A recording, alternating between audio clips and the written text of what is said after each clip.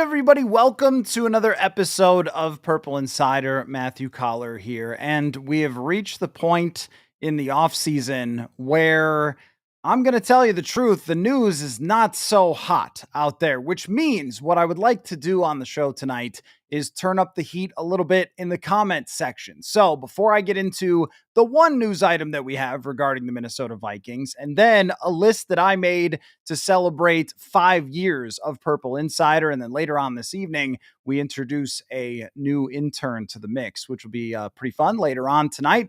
I want hot takes. I want your hot 2025 Minnesota Vikings or NFL opinions that you think are either pretty spicy or that if you went into a bar and you're talking with your buddies and you said, you know what, guys, I think this is going to happen this year, that they would be like, whoa, dog, let's calm down. How about some takes like that for the comment section? And then I can react and tell you maybe 1 to 10 how spicy you are or just how crazy you're being. But the one news item for today is that the Minnesota Vikings made it official that they will be hosting a joint practice with the New England Patriots.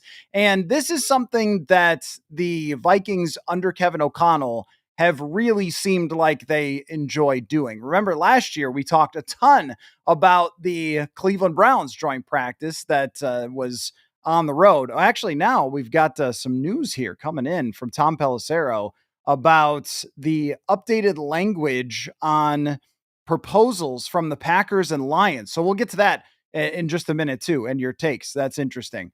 That the owners are having a meeting here in Minneapolis, not one that media is going to or having a big presence at, like the owners' meetings in Florida. Don't ask me why exactly, but they are looking at some of the proposals for reseeding after the first round of the playoffs. And then the other one is the tush push.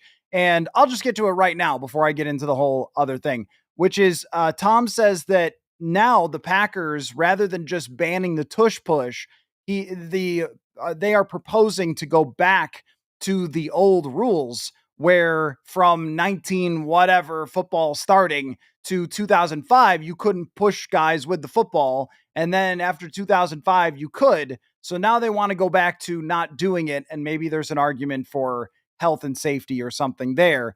And I'll have to try to read and understand a little bit better what the proposal is for reseeding the teams in the playoffs by regular season record. So I was struggling to understand whether they want to reseed after the first round or if they just want to seed by regular season record. But you guys have heard me talk about that one. I am very much on the pro side of if you win 14 games, you shouldn't travel to a team that won 10 games, no matter what.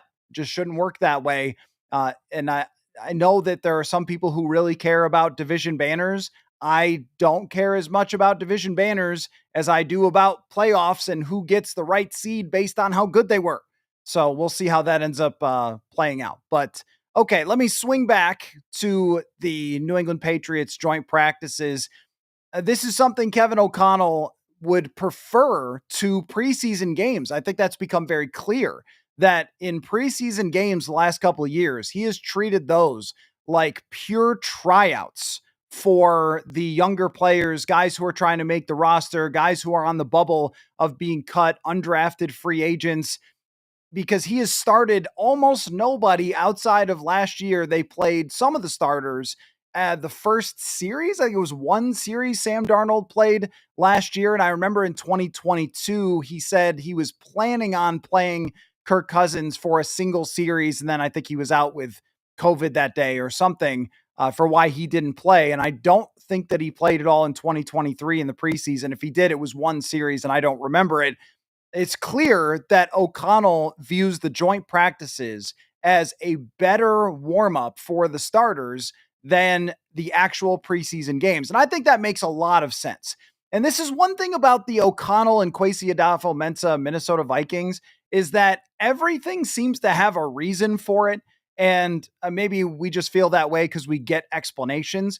But O'Connell has said to us before that the reason he likes these things is they can work stuff out. They can actually do some schematic stuff against each other, but you're also taking not as much of the injury risk as long as nobody goes crazy and they have a fight and Aaron Donald swings a helmet. That didn't happen at a Vikings joint practice, but it did happen at a joint practice. So far, there have been pushing and shoving. One guy, Tier Tart, got thrown out of a joint practice. It was very physical a couple years ago against Tennessee. Very, very physical against Tennessee. But overall, that physicality has not resulted in too many injuries. Last year, when Jordan Addison got hurt in Cleveland, it was him going up for a football and twisting his ankle on the way down. It wasn't like they were doing something in that practice that was harming Jordan Addison for him to get hurt.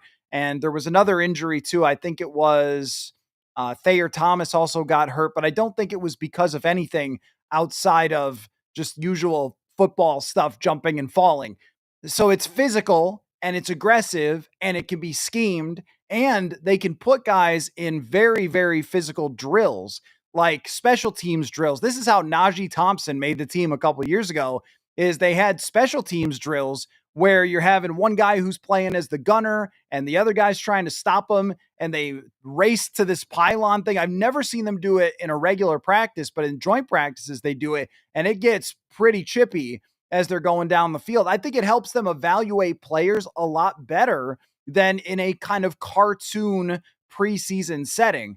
And we have reached the point of preseason games in general where they are a bunch of guys dressing up in Minnesota Vikings clothes who are not Minnesota Vikings.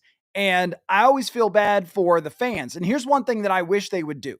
I wish they would hold these joint practices in a stadium for people to come see. I mean, even if it was like the Gopher Stadium, or I don't remember how many people Mankato fit, but US Bank Stadium might be a little aggressive for a joint practice, but maybe not. I mean, the interest in this team is so significant. But then again, the reason to do it is TCO Performance Center, and the teams get to come out and they get to be in those facilities and everything for a couple days. That's the selling point.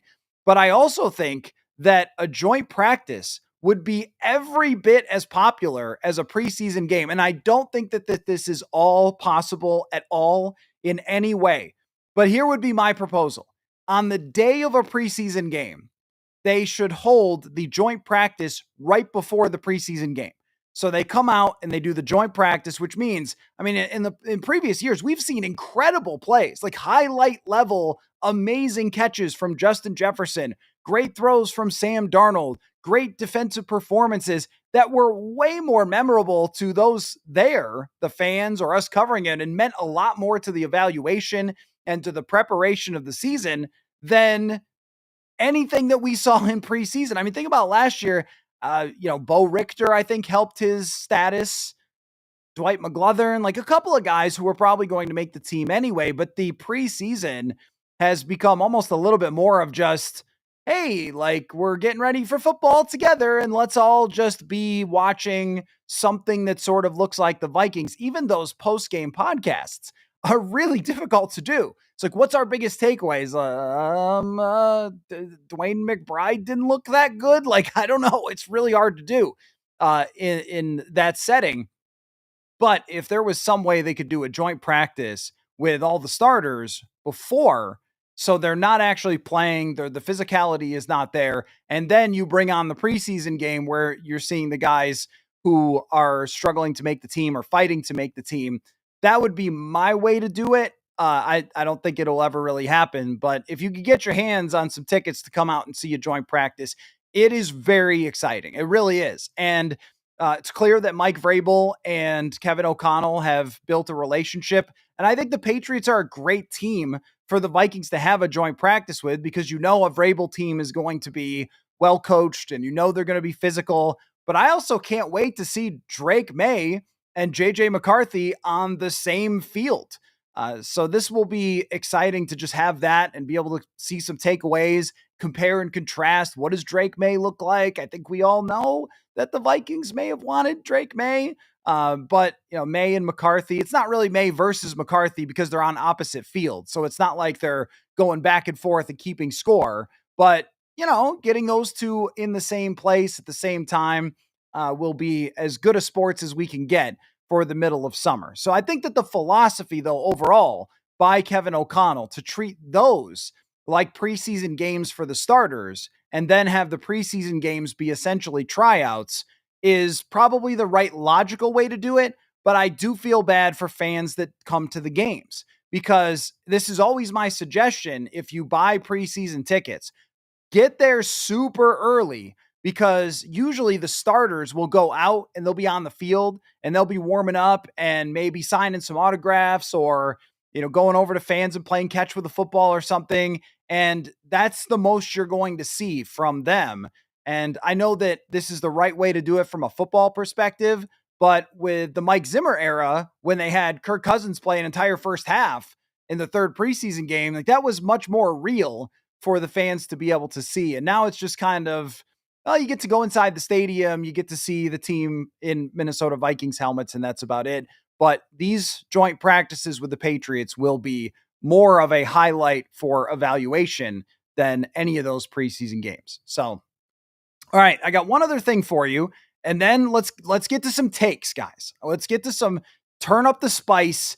There's nobody who's ever going to hold you accountable for any of these takes, so make them hot. Let's get some predictions. Let's get some opinions going about the NFL offseason, the Vikings, that we can have some fun with because it's a terrible day outside weather-wise, and there's no real news. And the only thing that I see when I scroll social media about the Vikings, the biggest story today, so every day, this is just part of a little behind the scenes process. Every day I Google Minnesota Vikings to see what the top things that come up are. And, if I missed anything or if there's some story that everybody's into that I kind of don't care about, well, okay, should I be putting that in a headline? Should I be writing about it? And the number one thing today, and this is why, like, this is for you, hot takes, but also questions. Always will take questions for sure. Uh, I mean, the number one thing today on Google was Ty Felton puts on a Vikings jersey for the first time. There was a article that said Ty Felton shows off his new threads. Like the third round pick putting on a jersey is the top story, which means that we can have a lot of fun, kick our heels back and get some hot takes. But there's one more thing I wanted to bring to you guys before I get to yours. So throw those in the comment section now, so I can have them. But it's 5 years, 5-year anniversary for Purple Insider. I'm very excited about this. That we made it 5 years. I did not know if it was going to make it 1 year when I first started it. That's for sure. When I launched it, had no idea. Will anybody sign up? Will anybody come over from the old radio show to the podcast? And it has not only become something that I can do full time, but also that I have been able to bring all my friends along with me. So Jonathan Harrison working as the producer. He was also a producer on the radio with me, and Manny Hill, Brian Murphy, Jeremiah Searles, all your favorite guests that come in every week. I've been able to build this little crew and so forth. So I am feeling very thankful for all the support that I've gotten over this 5 years. And what I'm doing is, of course, making content out of it. So I put together a list of the 10 best games of the, let's call it the Purple Insider era. So I want to show you that list over on the newsletter. And you guys can toss in other ones and react to those and get your questions, your takes going while I'm going over this list. So I will share my screen with you so I can show you the list. And you're going to, I think, notice a trend with this list. Let me see if I can get this the right shape.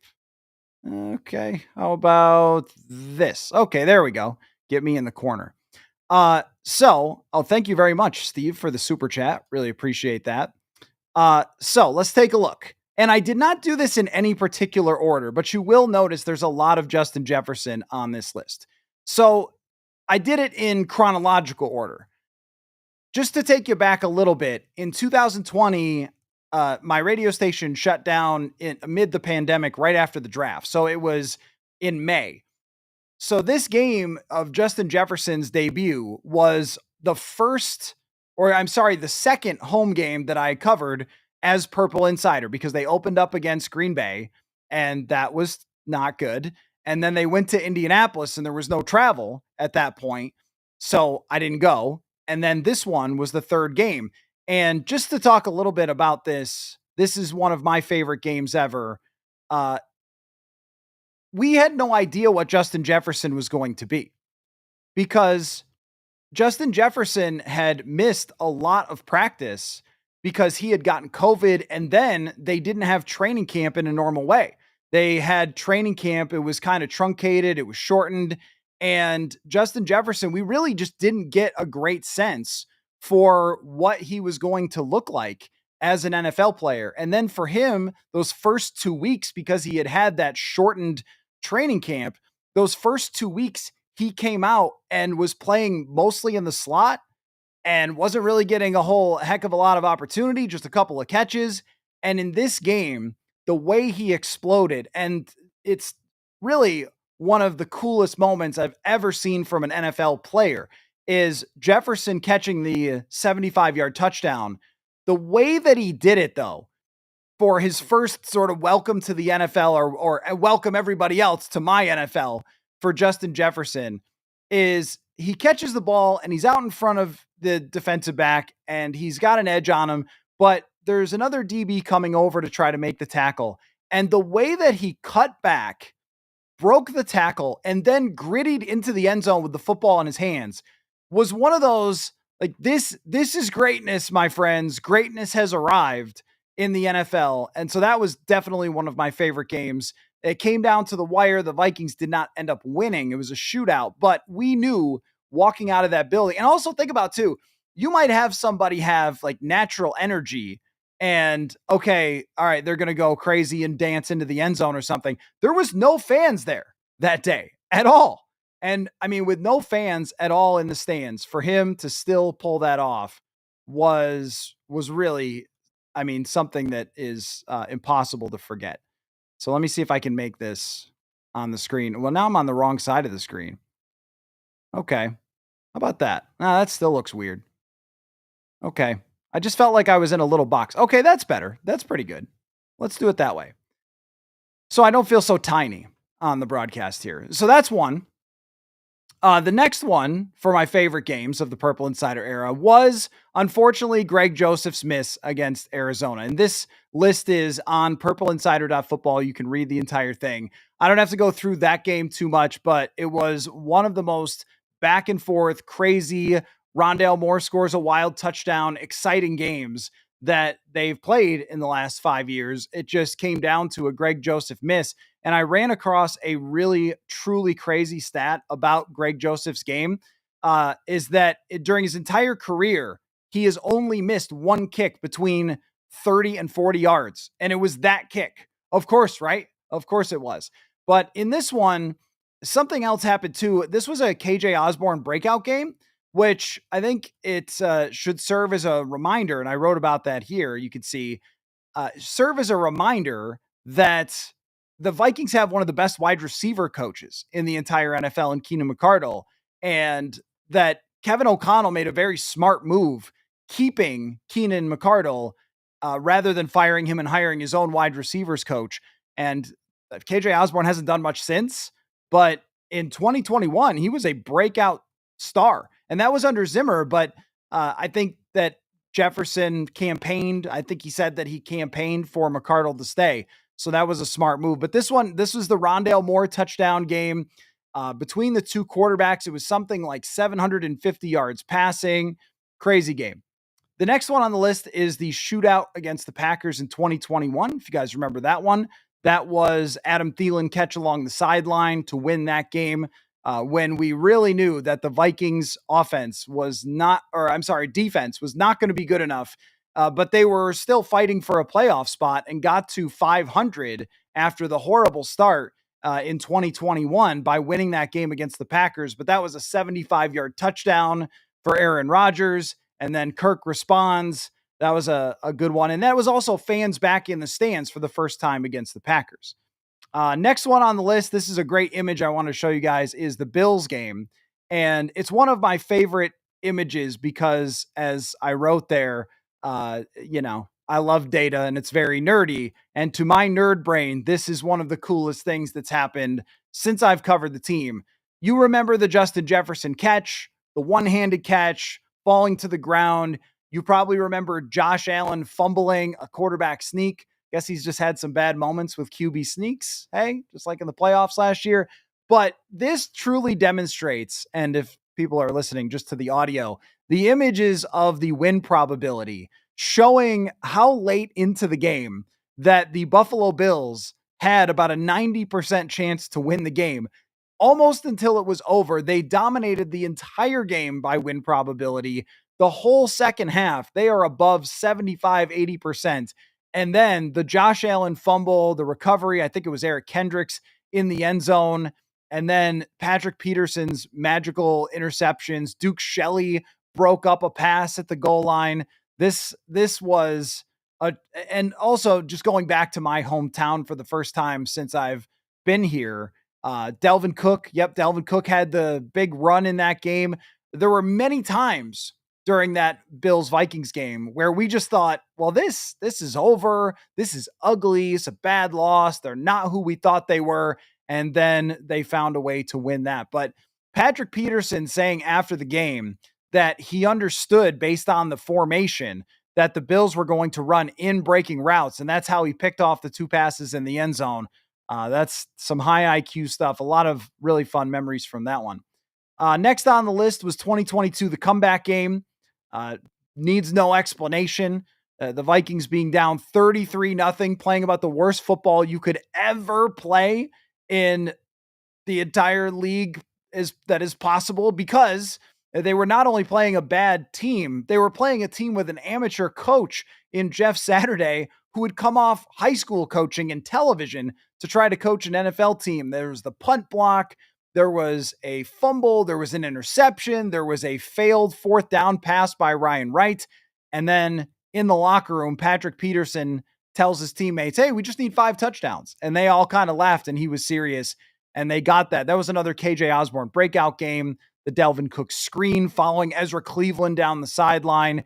And one of my favorite stories from that one is that my good friend Judd Zulgad, who has sat next to me during my entire time covering the Vikings, he left halftime. He's never left a game before, ever. And he left to just go home and start his post game early. And well, they ended up coming back. So that was fun. A really crazy locker room because they were embarrassed that they had been down so much, but then also proud of their accomplishment. And I also, having grown up in Buffalo, Frank Reich had the previous record for a comeback before this. And, you know, this is the largest comeback. It's certainly not the greatest. I think Frank Reich is much better against an incredible Oilers team in the playoffs as a backup quarterback, but still, nonetheless, that's a memorable one there. So a couple more on the list. The crazy ending versus the Chargers in 2023. That was the ball off of Caleb Evans' face that bounced into the hands of a Chargers wide receiver. And it was also the TJ Hawkinson, the ball is in both hands, flips it up in the air. And at that point, I think we were all saying they might trade Kirk Cousins after that. And I was thinking about the other day, like, what if they had after they lost that game, traded Cousins and then tanked? Would Drake May be a Viking and JJ McCarthy would be coming here for joint practices? There's another article I'm working on that I'll bring you as well with the what ifs. And again, purpleinsider.football is where you can see the entire write-ups for this. The upset against the 49ers in 2023, I think Kirk Cousins' best game that he ever played as a Minnesota Viking. It wasn't the best stat line that he ever had, but the opponent was an elite defense, a violent team that ultimately went to the Super Bowl, and Cousins controlled the game with his arm, even though they weren't running very well at all. And that was also hey, Jordan Addison's really good at this game, where Jordan Addison jumped up and took the ball. I think it took out of Shavarius Ward's hands at the end of the half in that game. And the way that they converted 8 for 13 on third down, controlled the football. Like, that was the moment that Kirk Cousins really got it with Kevin O'Connell's offense. That's when he really got it, and it really clicked. And of course, the very next week was when he ended up getting hurt. But that was the energy inside US Bank Stadium for that game as it went along, and fans realized, like, oh, they could actually do this. Because at the beginning of the game, they were down. And even though it was national TV, they weren't too excited about where the team was at. I think they had beaten the Panthers, was their only win. And then they get this win, and it reignites the season, at least for a moment. Next game on the list, no surprise, my friends, the Josh Dobbs game, which feels like a dream still. It feels like it never happened. And one of my regrets as a Minnesota Vikings reporter is that I did not travel to Atlanta for the Josh Dobbs game because I thought it was going to be Jaron Hall against Taylor Heineke. And I was like, I just can't really justify the price. Atlanta's not the cheapest place to go, to fly, to stay. I was like, this is going to be the worst game ever. Wrong. Josh Dobbs coming off the bench, not knowing the offense. And I forgot, because I reviewed each one of these games, I forgot that Josh Dobbs had gotten a safety and a strip sack in his first two drives. You talk about thinking this is over, there is no chance. And then him running around and scrambling around. No matter what happens with Josh Dobbs, he's kind of barely in the league these days. Is he actually with New England? Is it going to be Josh Dobbs' revenge joint practice? Is that possible to have a revenge joint practice? But one of the most memorable couple of days for him to just pop off the screen, make some crazy, amazing plays, an incredibly likable guy, and all of us pushing the gas pedal down on Chip Scoggins calling NASA, and I called an aerospace engineer because, pastronaut and all that. I called an aerospace engineer to break down how hard it would be to play quarterback in college and take aerospace engineering. I think we all knew that the magic carpet ride might end, but there was some really funny moments along the way in the Josh Dobbs game. One of them was that I did a show just like this with you guys in the comments, and I said, like, give me Josh Dobbs comparisons. Like, what do you guys see in Josh Dobbs? And the names that came up were like, well, he's kind of like a poor man's Josh Allen. I think that's what Dane said. And there was, he's kind of reminds me of Randall Cunningham. And it's like, well, yeah, it's for 2 weeks. It seemed very reasonable. And then all of a sudden it didn't after the Denver game. And I always wondered if he got hurt in that Denver game and didn't say anything because he knew it was his only shot. But that hit that he took from Kareem Jackson when they tried to pitch him the ball, I don't know that he ever played quite the same after that. The next one is two more. Seattle, Sam Darnold last year in Seattle. I was absolutely soaked. Could not find out how to get into the venue. This is the thing that, you guys, you see me on the post game and all that and everything. And sometimes it's very easy to get into press boxes, get set up, get everything, get food, whatever. And sometimes it could be treacherous. And on this day, it was treacherous. Dane Mizutani and I were completely soaked. We couldn't find how to get into the building. And security people are not often told that where the media gate is. So we're walking around and it's in the drizzle and the rain is nasty. And then we get back to where there is at least one entrance and there's a bunch of buses with groups of fans coming in. And as we're going into the area where we needed to be to get in through security, a woman stepped off one of the buses and face planted like straight down in front of us. So then everybody's like gathered around and we can't move and we're getting soaked. So by the time we got into the stadium, I was 100% wet. And luckily, though, travel tip, bring extra socks. Luckily, I brought extra socks.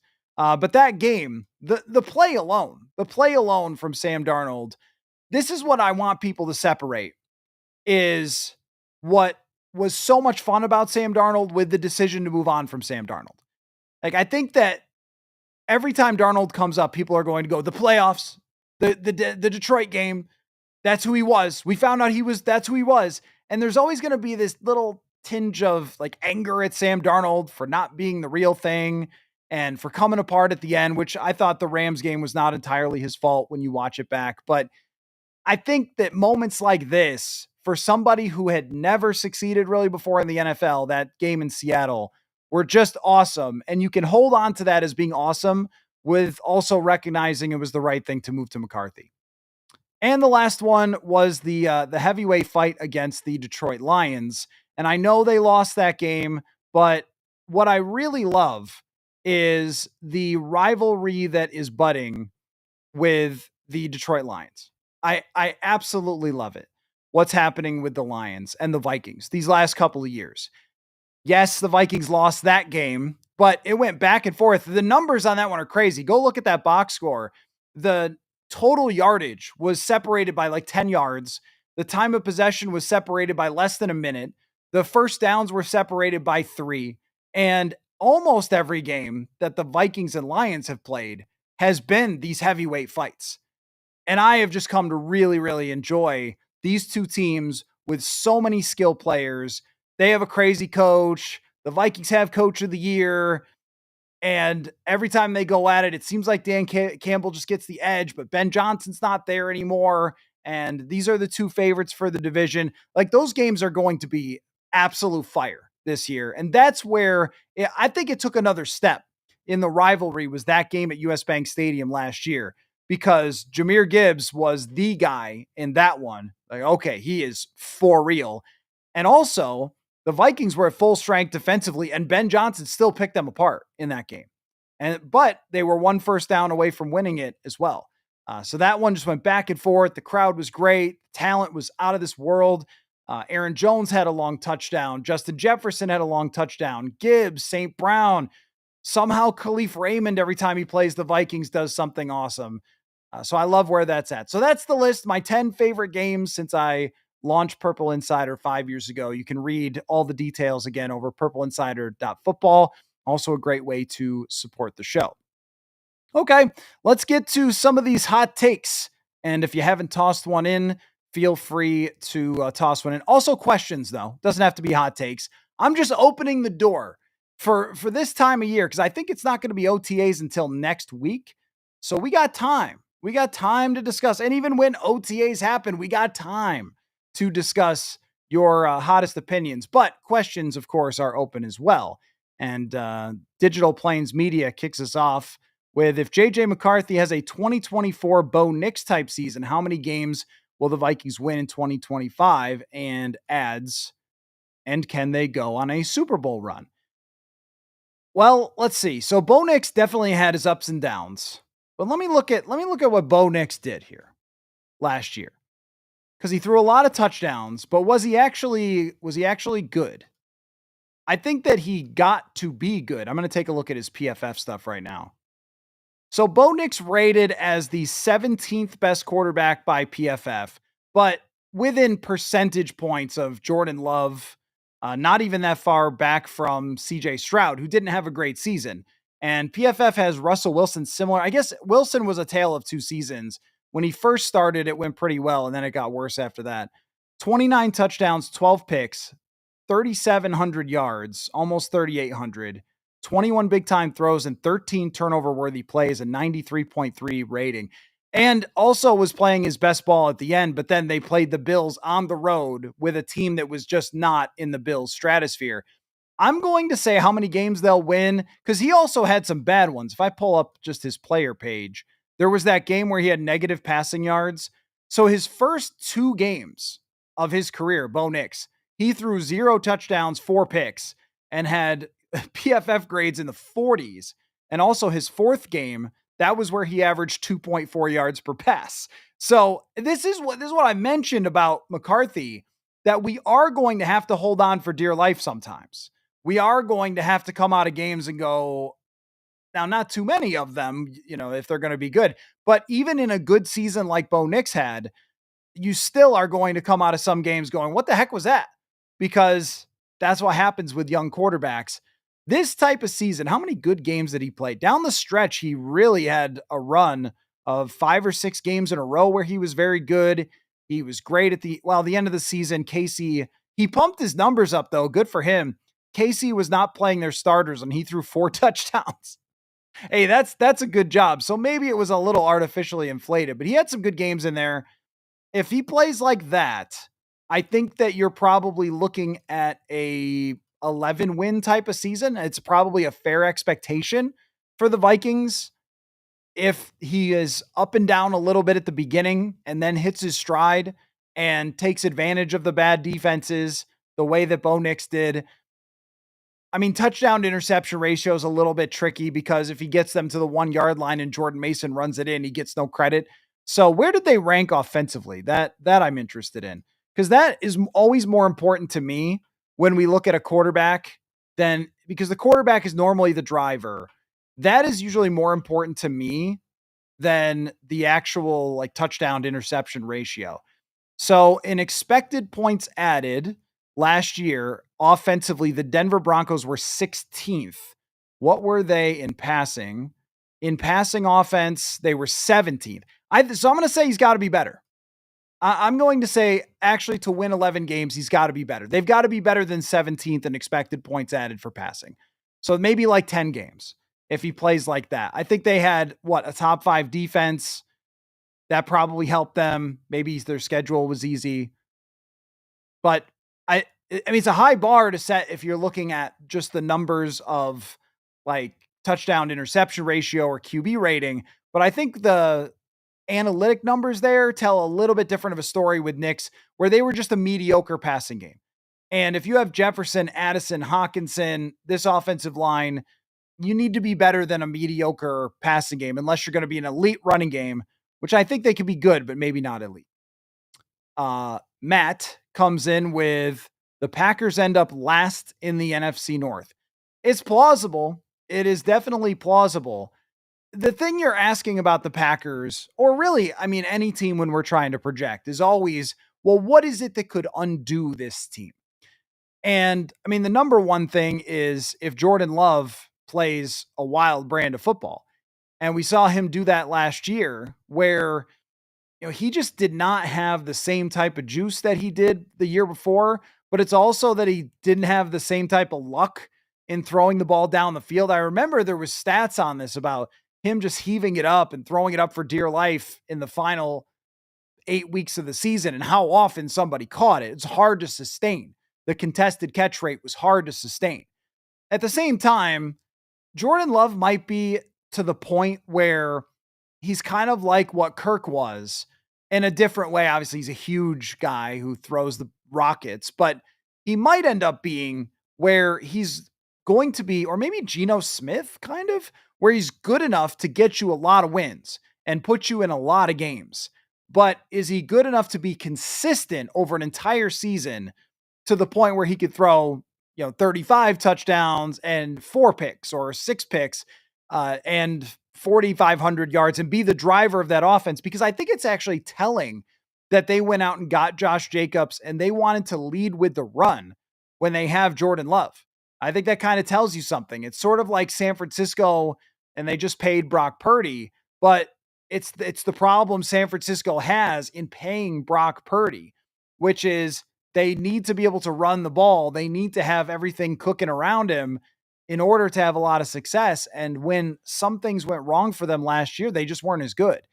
But can they finish last? They can. If the Bears take a big step, that's the one where I'd be the most skeptical, because the Packers just seem like the 2019 Vikings year after year now with Jordan Love, where they're going to be good and they could be dangerous in the playoffs. But at the same time, are they good enough to get over that level to be a true Super Bowl contender? I'm not sure. But they also might have a floor where even if everything goes wrong, they're still pretty good. I tend to think that's going to be the case. So can Chicago overtake, and I'm putting Chicago there just because they're Chicago and they've got to prove it. Can they overtake that baseline level? Because think about, even when everything went wrong for the Vikings in 2020, they still won 7, right? I mean, so even when Zimmer would have a horrible year, they'd still win 7 or 8. And I kind of think that Matt LaFleur is that same type of coach, but there's just little things that you're starting to pick up on from them. The Jaden Reed comments. Can Matt LaFleur take this offense to another level with Jordan Love like he did with Aaron Rodgers, even though, not the same guy? Interesting questions there. I think that Green Bay will be fighting for second place, that they're good enough to fight for second place. They're like a 10-win team. But if anything goes wrong with them, they could slide back. Brian says early season record prediction 14-3. First Super Bowl brought home to the Twin Cities. Yes, drinking the Kool-Aid, but my prediction, my record prediction came to fruition last season. So, hey, that's true.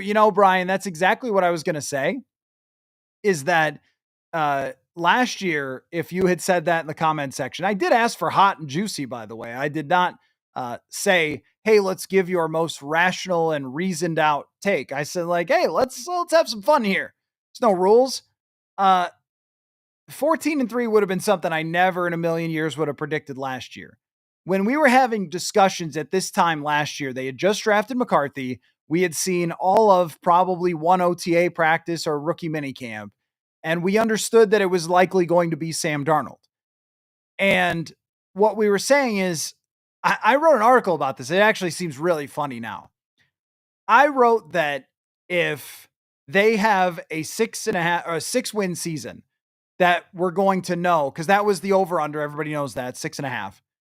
That if they have a 6-win season, we're going to know that Kevin O'Connell just may not be able to elevate a team and elevate a quarterback like we thought.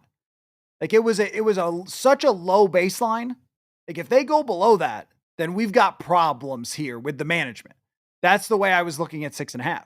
That it was such an easy mark to get to. The Tommy DeVito Giants got to 6 a couple years ago. It's such an easy baseline to get to. They had too much talent for that then we would start questioning Kevin O'Connell. And I didn't think there was much of a chance that they were going to go under that. That seemed like a crazy number when you have two good coaches on the offensive and defensive sides of the ball.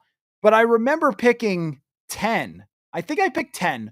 And a large part was that I really liked Andrew Van Ginkel. I really liked Jonathan Grenard, his signings, and I thought they were going not talked about. We discussed the analytics of Blake Cashman and how his numbers in 2023 really showed closer to an elite linebacker than what his contract is. So I thought that the defense would take such a step and that O'Connell could coach it up enough that they could get to 9 or 10.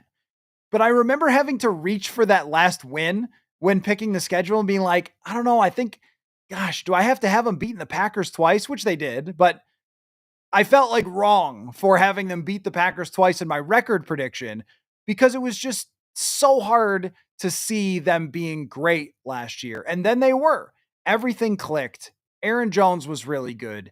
Bernard, Van Ginkel, Cashman, all fantastic. Gilmore played really good football. I think where it was actually the joint practices. This is why, to circle back, I actually think you get a real feel for a team in the joint practices. If they're intense and everybody's, putting in a lot of effort, usually they are, you can really get a sense like they're actually matching up against another team. How does this look? Much more than preseason. And it was at the joint practices in Cleveland that I think it was Alec Lewis and I did a podcast inside of their facility in a super echoey room where we talked about how the defense looked so good that this team could actually be legit if they signed Stephon Gilmore, and then they did, and they were. So circling back, like your 14-win prediction, history's not kind to that prediction. It certainly is not. I mean, there's very few teams that have ever repeated 13-win seasons, much less 14. It's almost impossible to do. They make the schedule a lot harder, which we've talked about. The following season, injury regression happens, one-score win regression happens. But the fact that they've been able to pull off 2 out of 3 seasons with win totals in that ballpark, 13 and 14, whatever it is that you think that they're going to do, coaching just matters so much in this league. And having one of the best offensive and one of the best defensive minds at the helm, it doesn't sound ridiculous when you say it. And the expectations are there. Now, I have a very tough time thinking that they can beat teams like the Eagles, Washington, Baltimore, Detroit twice. Like they would. Last year was a gift from the football gods with that schedule, but it's a hot take, and it's not the craziest thing to think that they could have a great season if McCarthy clicks right away. Skywalking McCarthy. Now, how can you be named Skywalking McCarthy and say Drake May is going to embarrass JJ McCarthy at the joint practices? Normally there's, okay. So I will say there has been a few times where quarterbacks have been embarrassed at the joint practices. Maybe you guys recall the saga of me versus Cleveland media last year of when I was reporting that Deshaun Watson looked terrible and the Browns offense was horrendous. And their reporters said, no, it wasn't that bad. I guess we know maybe who watched the practice better based on the results. But so Deshaun Watson to me was a mess and then turned out to be an even worse mess. I also actually thought that Trey Lance, when we saw him a couple of years ago in a joint practice, really struggled. That was 2022. That was when I got the sense like, this might not be good with Trey Lance because he just couldn't get the ball out of his hands. So you can learn a lot about a team. Oh, Blake Bortles was another one. They had a joint practice. You can learn a lot about a quarterback when you see them in that environment because when they're practicing against their own defense, they kind of know it. So sometimes you can look better because you're practicing against guys you know, and it's a fairly scripted environment. But when you're doing the joint practice, only the coaches really know how it's supposed to be scripted, and you really see how it's going to look. Now, Darnold had a tough joint practice last year, but had enough moments, but also showed some of the things that got him in the end under pressure. But to what you're saying, you might have to change your name from Skywalking McCarthy if you're going to think Drake May will embarrass him. I am excited to see Drake May. Uh, not again, they're not playing each other. It's not tennis, but I'm excited to see Drake May and JJ McCarthy on the field at the same time. To see just the size, the athletic talent, what they look like, going back and forth on opposite fields and what those performances are like. I think the Vikings defense is better than the Patriots, but that Vrabel's going to have a tough defense for the Vikings to practice against. I think we learn a lot from those. But I don't think that May is going to embarrass McCarthy, though he should be farther ahead of JJ McCarthy. Aaron says excited to see Diggs back in Minnesota. Doubt he'll be doing much with his knee injury, though. Yeah, probably by that point he might be, but he got hurt in the middle of the season. Kind of depends. I think at that point he might be trying to push to get on the field. But as you guys saw with Hawkinson, those ACLs, they heal on their own timeline. It's not like you can just magically work it into existence. Like it's not something that works that way with recovery. So you're probably right that he, at that point late in the summer, well, I think it's before week 2 of the preseason. So it's not all the way deep. And yeah, you're right. You're right. So I don't even know if he'll make the trip for the joint practices, if that's going on, or if he'll talk to us. I don't know if there's a kinder, gentler Stephon Diggs, though. I will say I always thought that, at least from my perspective, he was insightful and he's a very smart guy. I think he runs super hot and he has trouble containing his emotions, which leads to a lot of criticism from teams that used to have him and so forth. But like that shouldn't be mistaken with how hard he plays, how talented he is, how much he meant to the Vikings for those few years, and also how smart he is. I mean, he is a very bright dude and he is a genius when it comes to route running, a 5th round pick. Like anytime Diggs is back here, it should be all appreciation and no hate on Stephon Diggs just because he saw what we saw. I mean, this was a thing a couple years ago before we fully realized how great Jefferson was, but Diggs was right. He was right about the offense. He was right about Kirk. He was right about Zimmer. And, he was probably also right about, in some ways, I mean, Buffalo was close to going to, the Super Bowl. So I guess he was wrong about that. But he also, I think, understood that that roster was supposed to undergo a change and the Texans were going to be a team on the rise. But, maybe that's too much apologizing for Stephon Diggs and antics and different things like that. But I think he's a guy that should always forever live in a good place for Vikings fans. Zachary says Jonathan Allen, defensive player of the year. How often outside of Aaron Donald are there defensive players of the year as a defensive tackle? Does it happen that often? How many sacks? I think it would have to be a sack number because pressures still aren't going to win you DPOY. How many sacks would it have to be in order to get Jonathan Allen defensive player of the year? I think we're probably talking like 15. You got to go crazy as a defensive tackle because edge rushers just get so much more shine in the DPOY conversation, unless it's Aaron Donald, but Aaron Donald was putting up numbers like 15. So that's bold. And I think that he'll have a great situation with his D line, but if he had to get 15 sacks in order to get it, that's probably too high. So DPOY is a super long shot, but hey, what is it? Kevin in the office said something like he likes to bet the longest shots ever because if it hits, he'll be rich. Maybe that's one for you. CJ Ham is the man, says off-season question. Will KOC find another fullback after CJ Ham retires, or will he fill a different position? If so, which position? Yeah, I think O'Connell has never been fully comfortable with CJ Ham and how to use him. And last year they used him a lot more in the running game with Aaron Jones. And I thought that it worked more than it didn't. But in 2019, 2020, they were playing in an offense that was so fluent in the usage of the fullback. It was just, and Delvin Cook was at his best, but the Kubiak just understood so much, Gary Kubiak, Kevin Stefanski, so much how to use that fullback position in the run scheme. And he was really good for the outside zone. I don't know if he's as good for the gap stuff, for just plowing forward and trying to take out linebackers. I think he's more nimble. So he's a former running back. I know sometimes he puts the neck roll on, doesn't look that nimble, but he, I think, is more of good at getting out in front on those outside zone things and reaching guys, as opposed to just the Lorenzo Neal, Sam Gash. It's a guard playing running back, slamming through and moving bodies, which they had him doing a little bit last year. So I don't know if they'll continue to have a fullback after CJ Ham. I really think that he is so special and unique as a human being and as a player on special teams. He can pass block really, really well. They did that on third downs, that they want him on the football team. But I don't know if it's ever fit exactly the same way.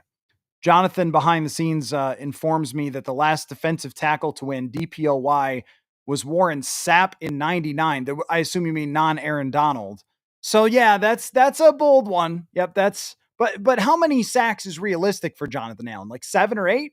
If Jonathan Allen gets 7 or 8 sacks and 45 pressures, what an enormous leap that is from what they've had the last couple years. Enormous.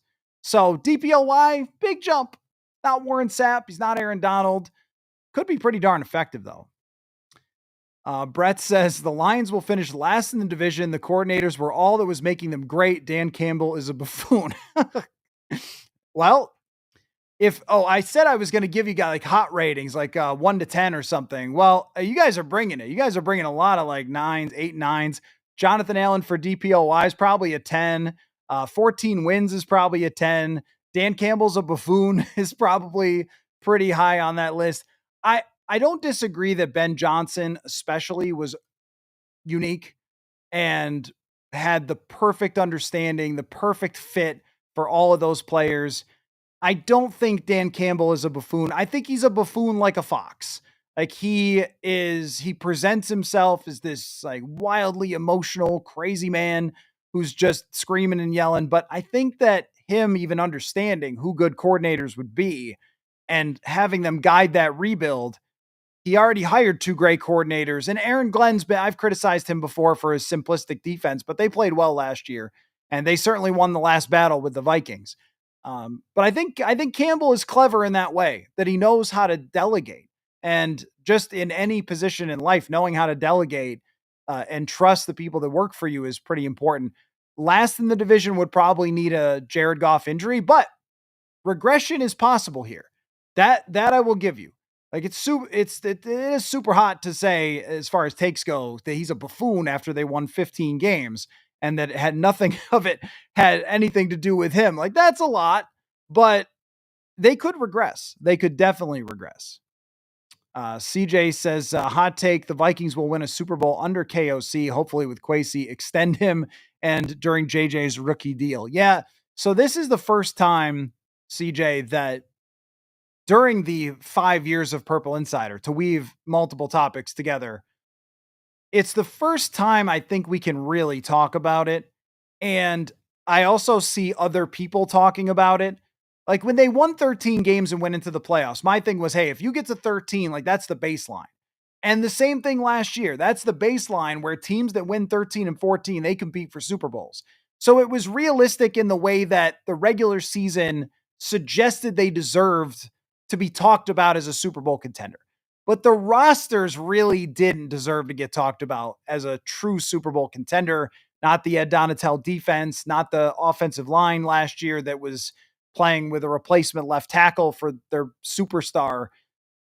But now we have reached the point where if McCarthy is good, then yes, you're having that discussion. I think as far as, uh, and you have the best receiver in the league. That's another part of it too.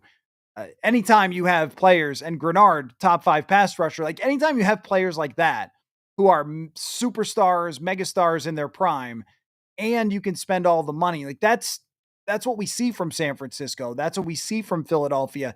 This doesn't look that different. And we can actually have that discussion where in all the years past that I've covered this team, except for 2017, but even then it was the Case Keenum question. There's always been that can they really overcome X, Y, or Z? And ultimately, every year they couldn't. So now they've poured enough into it where they possibly could. But even just under KOC in general, like how long is that going to be?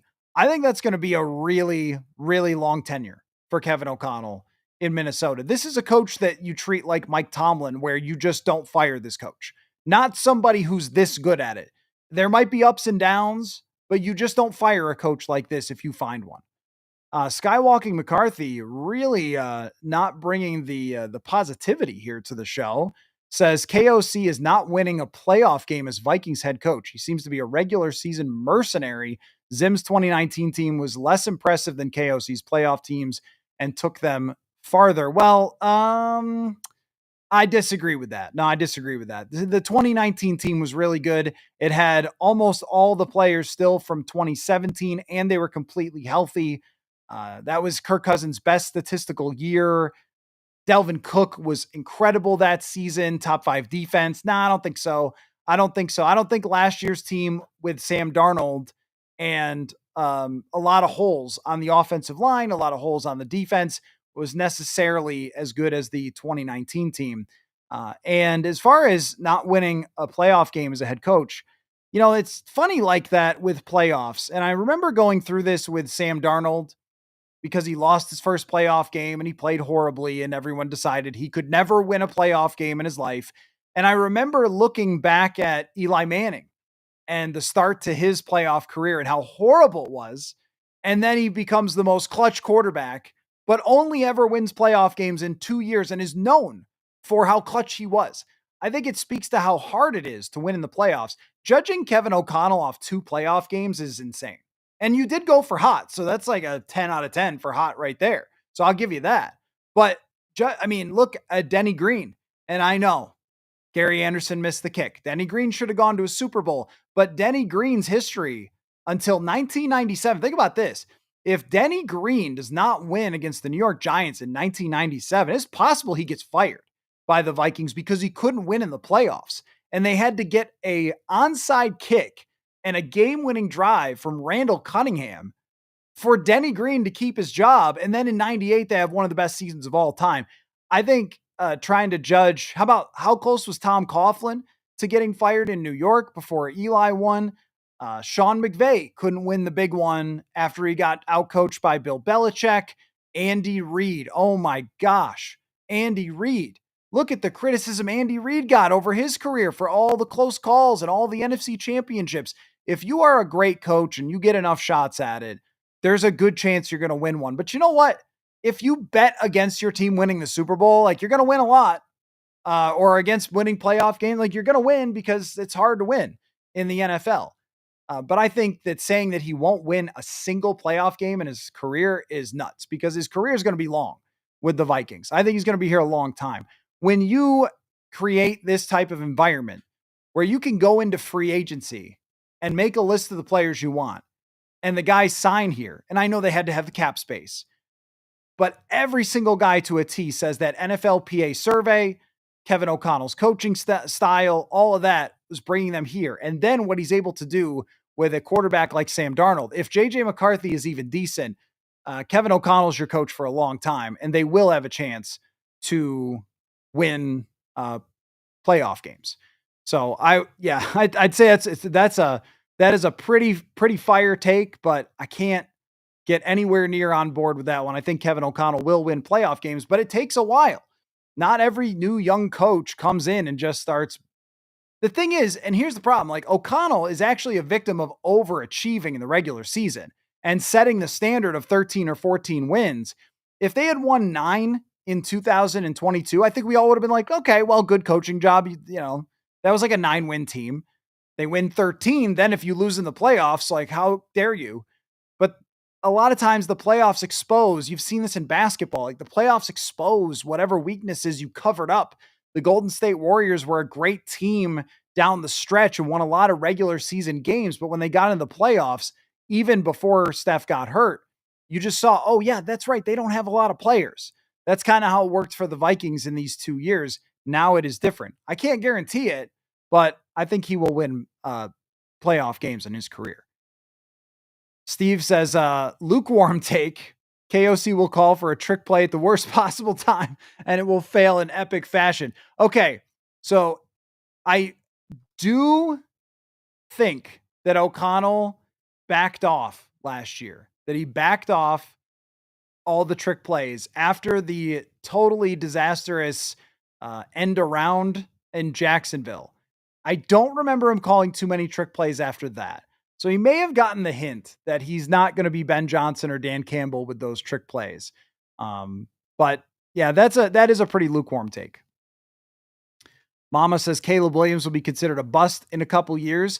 The thing is that I think that would have been a really hot take at the end of last year or at the beginning of last year. And I probably would have said like, oh, come on, even though I wasn't the highest on him coming out, like, that's pretty hot.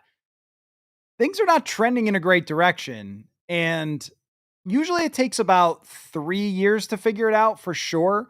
But we're going to get a really good sense this year if that's even a hot take or not. I think it's very possible that with better coaching and better supporting cast, Williams will be good, but not great.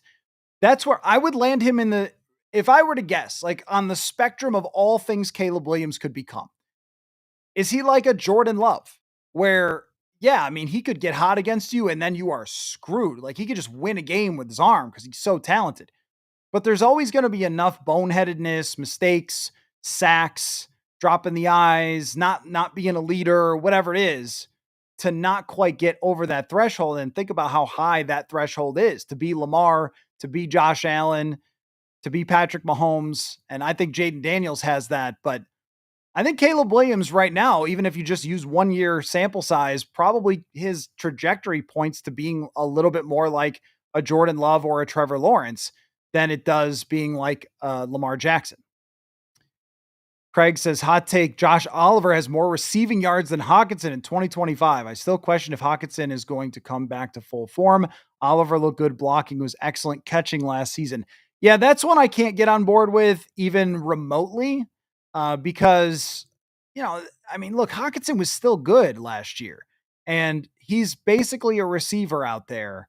They're going to use him. And I actually think that JJ McCarthy's good. I would have the opposite take that Hawkinson's going to be one of the league leaders in targets for tight ends because JJ McCarthy sees the middle of the field and underneath better.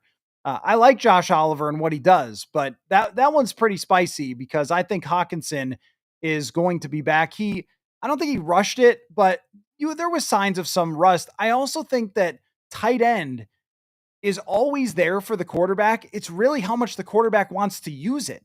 And Sam Darnold did not want to use it. He wanted to push the ball down the field. Brett says the Panthers will win the NFC South in a weak division and Bryce Young takes a step forward. I like that take, Brett. I don't think it's crazy hot, but I like that take. Bryce Young, nobody was really looking last year. He had them very close to winning a lot of games that they lost because they had the 32nd ranked defense. He really showed that he could play. Now he's got another receiver. I like that take. Seldom Seen says, saw today the Lions have 3 players in the PFF best under 25. The Vikings have zilch. Can't get ahead just being the highest bidder in free agency every year. So I think youth is overrated in the NFL.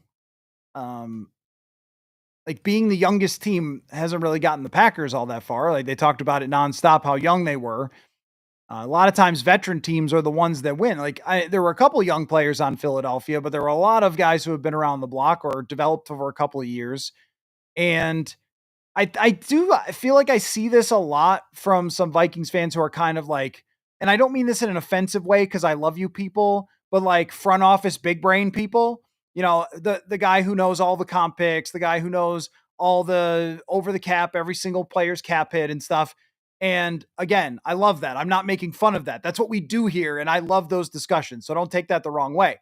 But I think that there's a little bit too much emphasis sometimes on how the Vikings acquired their players and what their window actually is, because you can actually keep doing that with the cap space you have and the coach you have and the organization you have, and they've done it. Like the last 2 years shows you can actually keep doing it, going into free agency and getting known commodities rather than just hoping for player development through your roster. Now, the other thing is too, under 25. Okay, well, what's Justin Jefferson? 26? So I guess Jefferson is off those lists. Grenard is maybe 27, possibly turning 28. He's going to be good for years. Christian Darrisaw is probably 26 instead of 25. I mean, when you make an arbitrary cutoff that eliminates the three best Vikings players, I mean, it's kind of tough, right?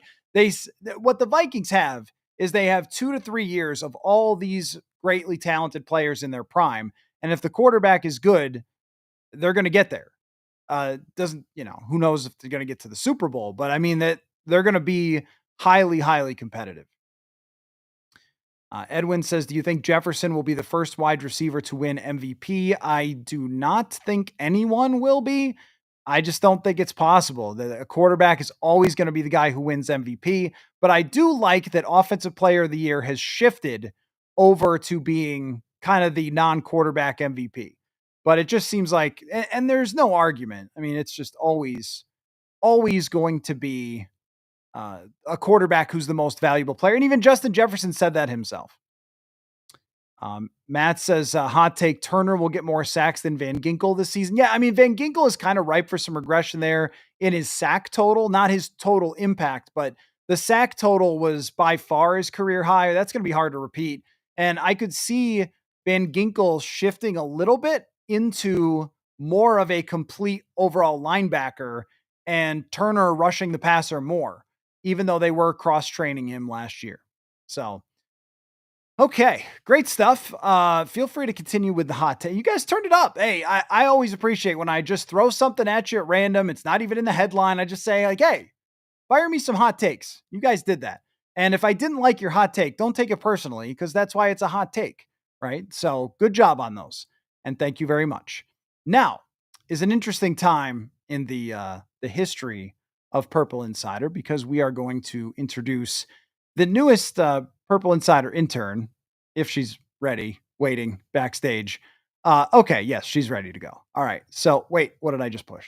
Oh, sorry, that was Aaron's comment.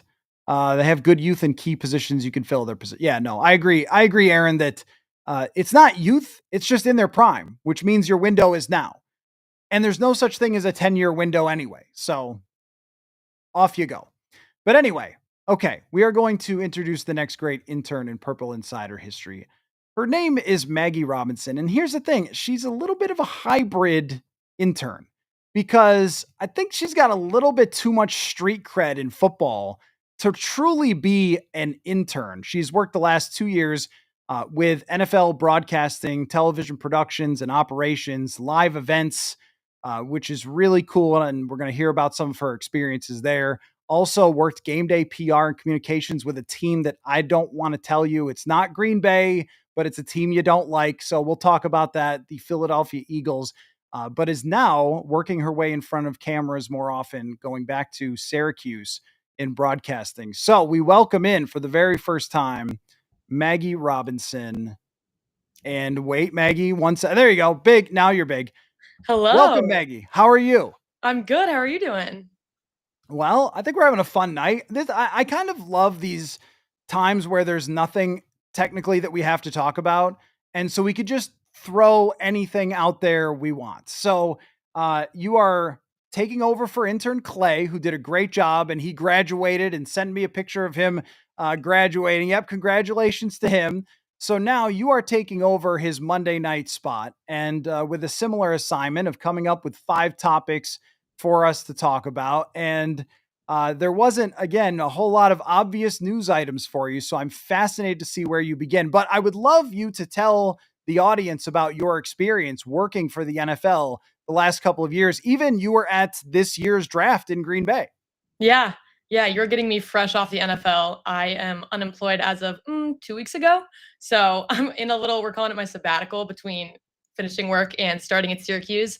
Also, have to say, shout out to Clay. He's another Penn guy. I graduated from the University of Pennsylvania in 2023 and then went straight to the NFL. So Professor Balaji, he's one of our comms teachers at Penn, made this setup. So shout out to him. I know he's listening. Um, but yeah, I was with the NFL for 2 years on the broadcasting team, focusing on TV production and operations. So working a lot with all the major networks. So your ESPN, your Fox, CBS, anywhere you're watching a game, we're doing all the super not cute, very behind the scenes technical work of making sure that it looks like the extravaganza that it does on TV, that all the commercial breaks are timed up and just all the camera crews are credentialed properly. And let's make sure that I don't know, there's no issues on the field that are causing the stream to look bad. So it was a great behind the scenes look. And I think through that, I realized I really want to be on camera. Like every time I would go to a game, I'd be like looking at the desk, watching them do their thing. I was like, that's where I got to go. So made the pivot. We're going to Syracuse for a 1 year master's in sports broadcasting. And then it's off to the races. So this is the first real on air experience in football. So thank you for the opportunity. Absolutely. I'm thrilled to have you. And you also do a podcast about women in sports called Mixed Doubles, which is cool. So you're getting in your reps here. And as Clay found out and previous interns, my house is your house when you intern with Purple Insider. The fans, as you see in the comment section, the listeners to the show, always great, always very welcoming. So it is now Matt and Maggie here. And I don't think we came up officially with what this is going to be called. Maybe Mondays with Maggie. I think we'll do Mondays with that. Maggie? That works. I like that. I like that. So I want you to tell me and everyone else about what the draft was like for you, because I know that Minnesota wants to host one since they already hosted a Super Bowl. I think they're a little lower on the list. But Green Bay, you have to give it to them. It looked like an incredible atmosphere that they were able to pull off on that first night. So what was your job on draft night? Yeah. So one, I have to say shout out to the city of Green Bay. They showed out for being such a small community. It was insane the crowd that we pulled. But my job was it's one of my favorite events. It's like a super hands-on role. So I am behind the scenes and I have proof of this right here. I'm the one handwriting and printing every single draft card. Oh, my camera's moving. So I'm behind the scenes working right next to the commissioner's green room, right next to the player walkway where you see them going up and there are all those wood cutouts. So we're back there. We hear that the pick is in live over a pick line before it's announced to TV. And then I'm furiously typing into my printer, or we pre-print all of our cards of like the top 300 guys like a week before. I'm trawling all of these different like draft picks and like where people think they'll go. And so I'm printing like the top 300 guys. God forbid I don't have that card. I'm typing it up and then I'm writing in with the first pick in the 2025 draft, the Tennessee Titans select Cam Ward, and then I'm handing it to the commissioner and we're making sure that he has the pronunciation right.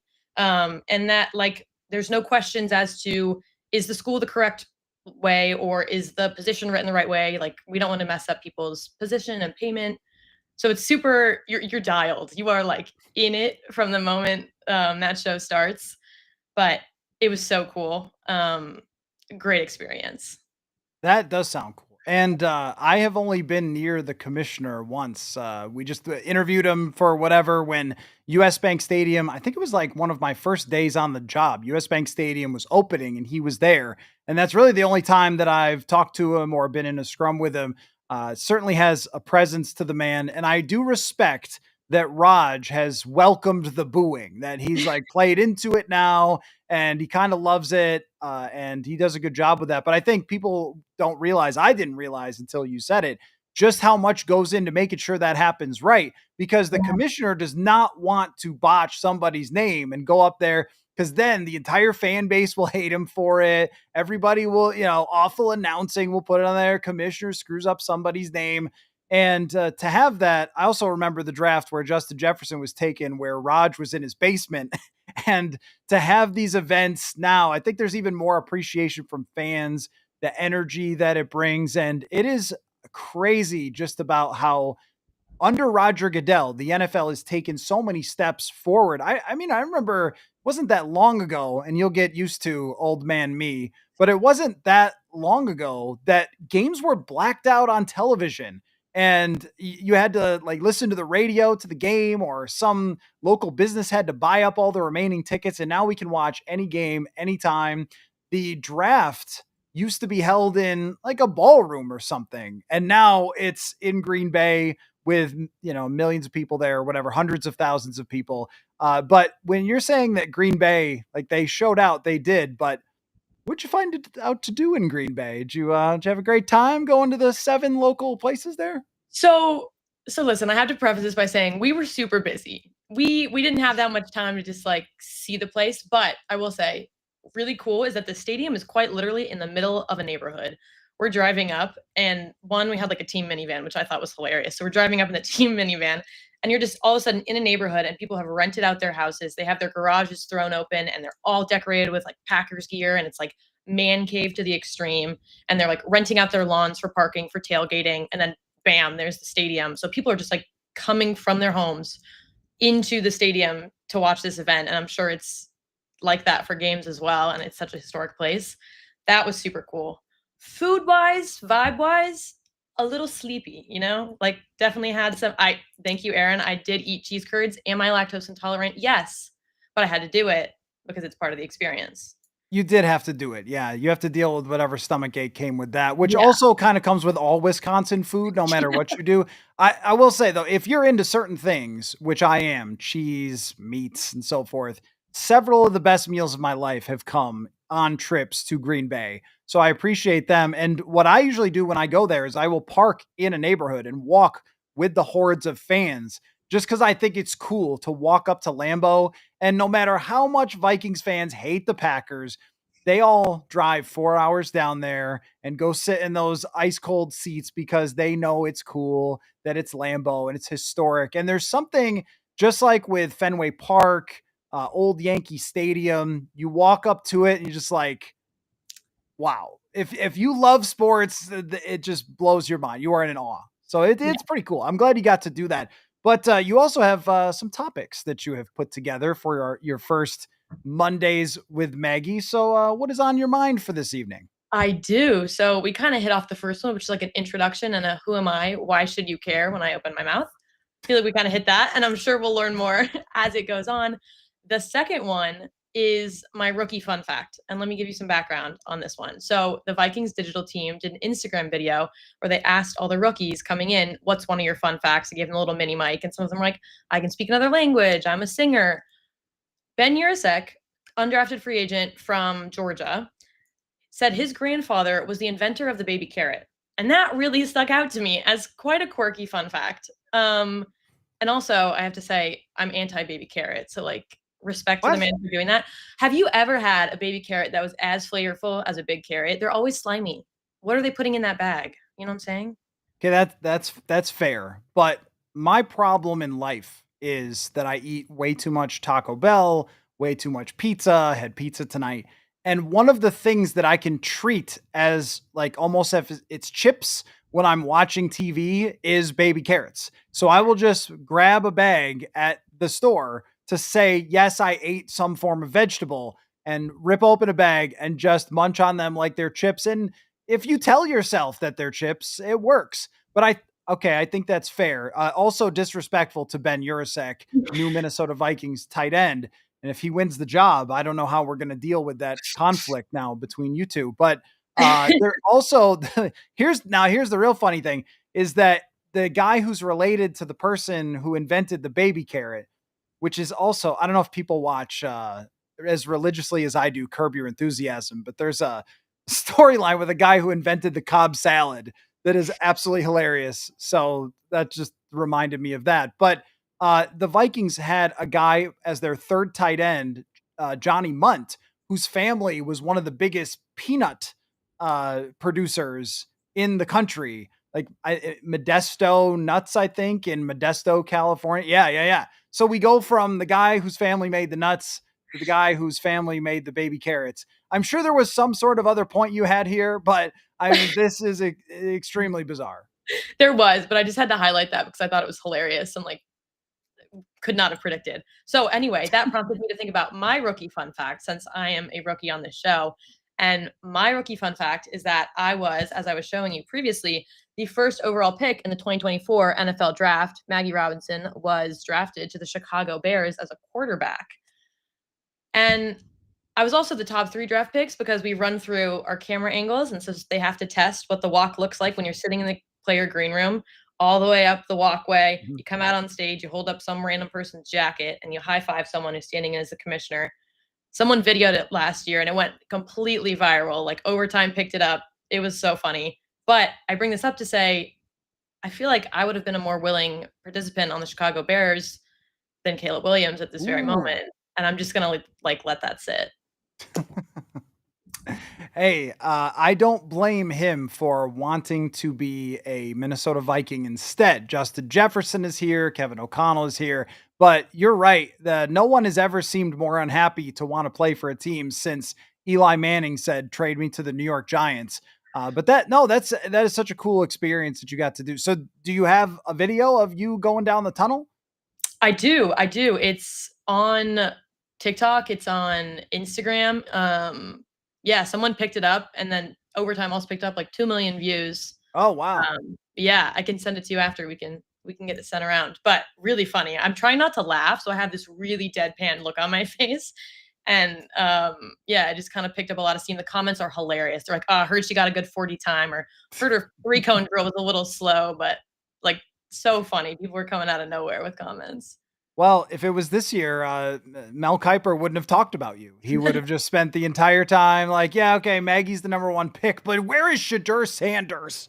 My God, That's how it would have gone. Okay, well, if you want one from me for a fun fact for I do. you, I may have mentioned to you off the air because I think you are from Tennessee, right? I am Originally. Nashville, Tennessee, born and raised. Okay, so the Music City, and I play the guitar, but a lot of people play the guitar. I once played guitar on a rap album for an actual rap group that like toured and stuff because they had put it out on early Facebook or whatever social media.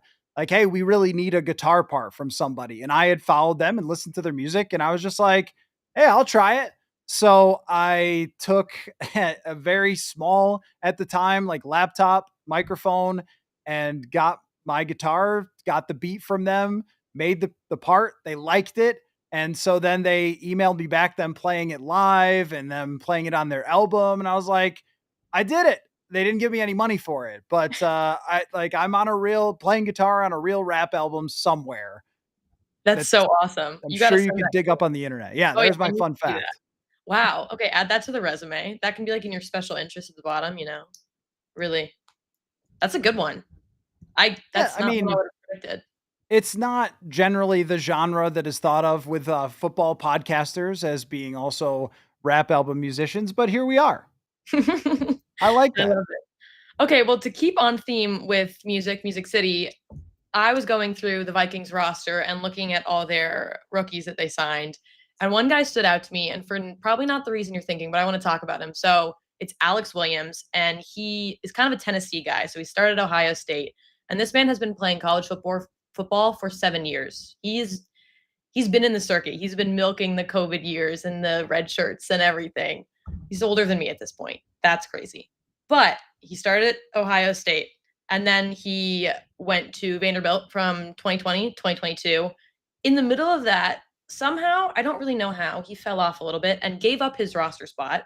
So was not on the team, but was still going to Vandy, graduated with a sociology degree, and picked up becoming a personal trainer. As he's becoming a personal trainer, the MTSU, Middle Tennessee State University coach, reaches out to him and is like, "Hey, you still want to play? We had some connection to you." Goes to MTSU for 2 final years. Is like jacked. This man is huge. Like I saw a video of him doing like a barbell push up in skinny jeans. Like he's a dog. We can respect that. Um, but he got picked up by the Vikings after this like kind of really average, super weird like college career. And I would love to know like what's the vibe around him because he's currently injured. He's not even practicing in this camp. So like, is he a vibe, personality, culture ad, or are they just really banking on his athleticism? Like he's 6'7", 290. Awesome. But what's the draw here? So when you sent me your things you want to talk about and you had Alex Williams written on, I was like, no idea who you're talking about. No Yeah. clue. I was like, who, what? So then I had to look, like Google, like Vikings, Alex Williams, and I had not researched this guy before because they picked up, like Ben Urasek was one of them, Trey Stewart, the running back. They had picked up some really notable undrafted free agents.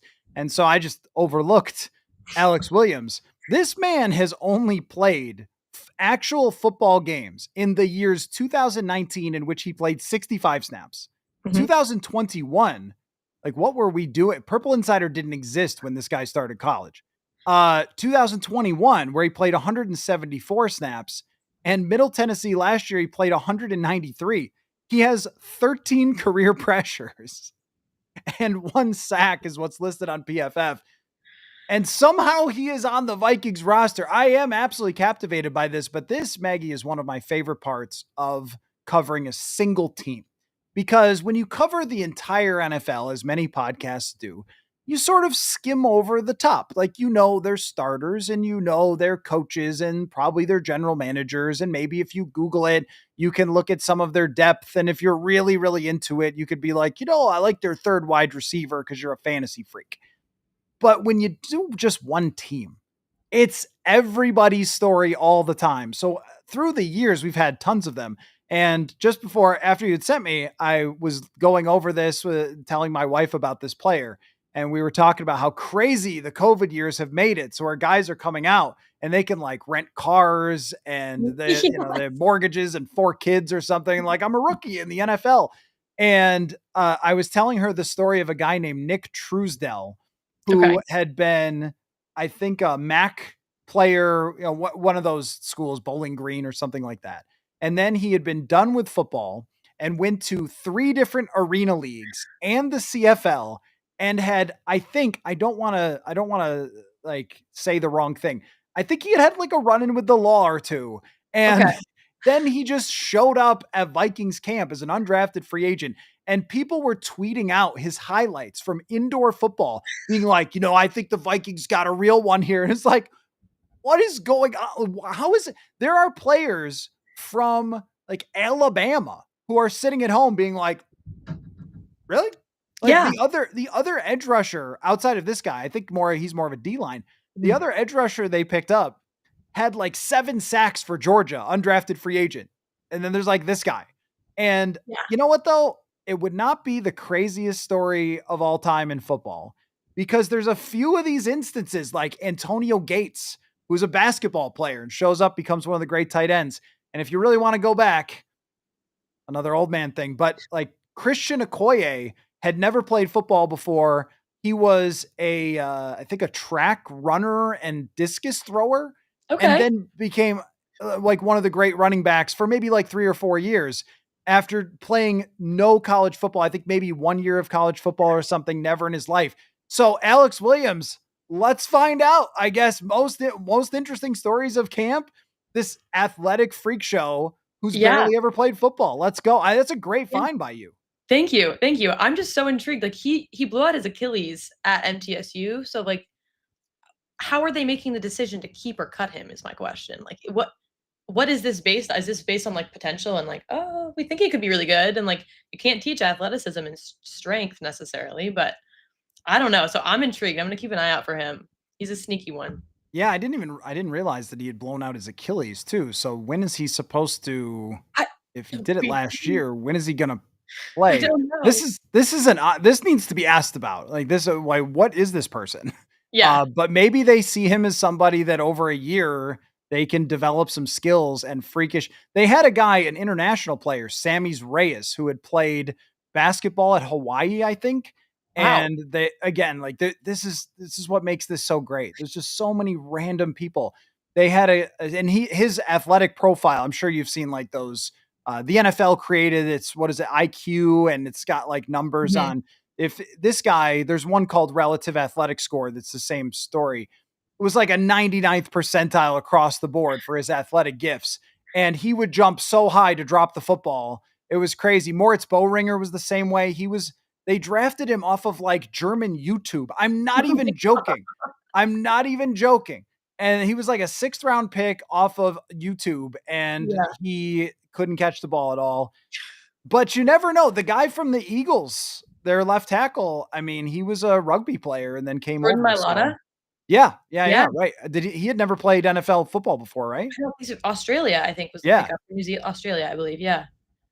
And look how he turned out. I don't So, know. I don't know, keep an eye out. That's all I I'm saying. love that. That's a great find.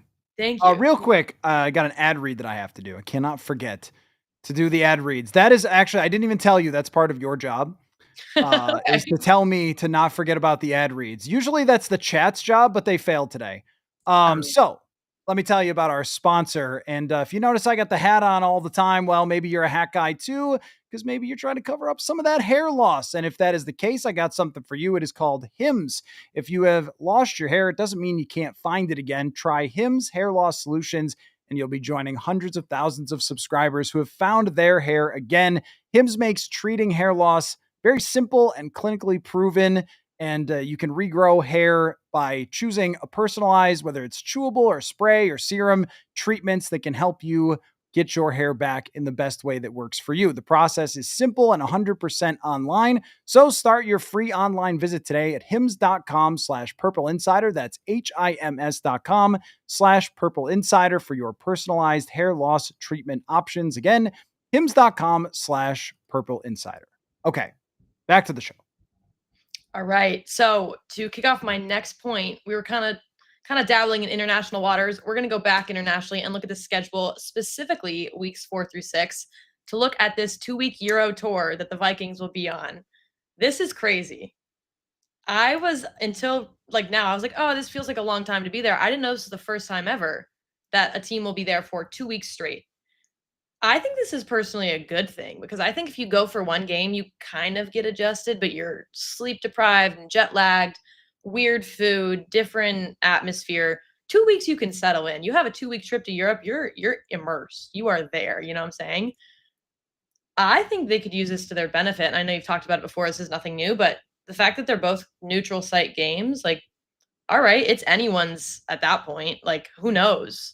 There's no advantage, disadvantage either way. You're both on even footing. So I'm excited to see how this goes. And I did a little bit of research, and Minnesota has great history in London.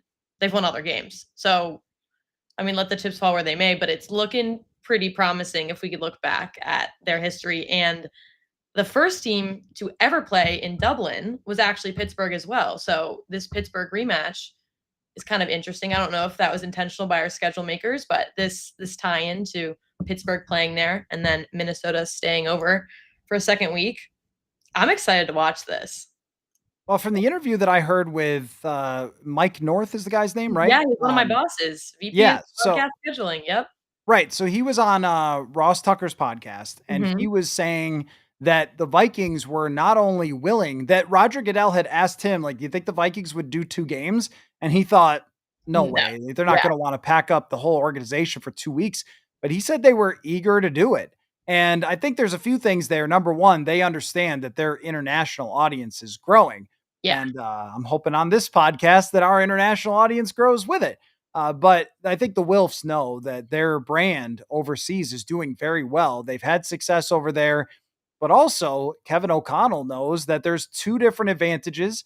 One is that you get to take Pittsburgh out of Pittsburgh. And I think that would Absolutely. have been terrible for JJ McCarthy, or at least really hard. We've seen a lot Yeah. of young quarterbacks go in there and melt. Well, it's a lot easier if you can, as you said, sleep deprive Pittsburgh and also not give TJ Watt the advantage of the jump off the line of scrimmage. I found this stat that TJ Watt has 27 and a half more sacks at home than away in his Oh my career. Yep. gosh. Yep. He's it's something like 107 total sacks. And the 2/3 of them come at home. And you can see why, because you get that jump off the line of scrimmage with the crowd. And I think that helps him. So that's one thing. That's just an advantage on its own. And then I agree with you, Steve, that they should not need a neutral site to beat Cleveland. But True. I'll throw you another stat.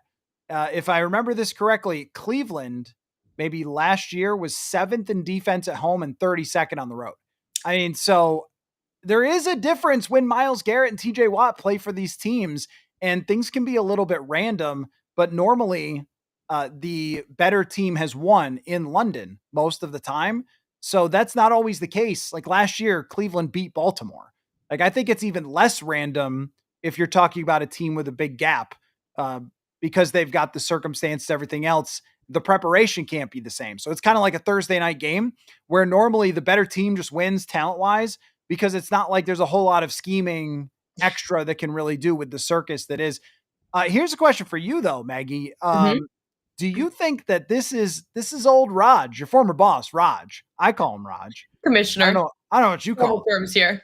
But do you think that he's sneaky trying to figure out could they get multiple teams over for a couple of weeks and create a team or two overseas where everybody makes a 2-week trek to the well, there used to be a team. Here we go again. There used to be a team called the Rhine Fire that was in NFL Europe, and I think that was in Germany. Is that right? If somebody can Yeah. correct me if that's wrong.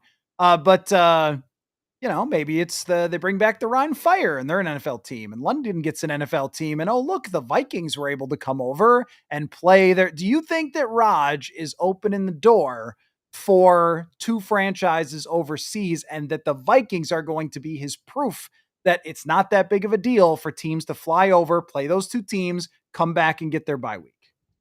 Okay, I have multiple thoughts here. One, I know that, I mean, this is obvious to everyone, but international is a massive push internally. It's one of our biggest pillars that we are like all departments focusing on. How do we grow international? How do we grow flag football? Like those were the two things that if we can integrate this in some way, that's what the push is for. So I think this for sure is a test to see can we next year and kind of every year going on put a team there for 2 weeks. I think that will definitely be something we'll see more. I mean, I'm not on the scheduling team, but they are part of my department. So I like would hear bits and pieces. And I know this is something that they've been throwing around. And the idea of a Europe team is awesome. I don't think we're anywhere near that, truthfully. I think the international player pathway, the IPP, that's a big push right now. And you're seeing guys like Jordan Mailata who are just like proof of it. And you're seeing I think we got a punter from Auburn. Oscar Um, Chapman. Yep. Yes. So like people are coming over from there. I don't know yet if we're bringing back NFL Europe. I think that's like 10 plus years down the road. But I do think this will open the door for like, okay, maybe we get more than one team playing 2 weeks in Europe. I think you could definitely see that. So did that fully answer your question? Not sure, but I don't think we're quite at a team, but I do think we are at more games internationally, especially diversifying the places we're playing. I was trying to get like a sources inside the NFL I tell give you a very you, PR answer, Matthew. yeah, you're on the outside now. Well, um, Barely. te 10 years doesn't feel that far away to me, Yeah, but, yeah, I think that they're going to workshop this for teams to do it in the future to eventually use it for a study to say, "We can have 2 teams." And my understanding from talking to some people over, if I just say "over there," it, like, means, like, where? across the Like, pond, anywhere.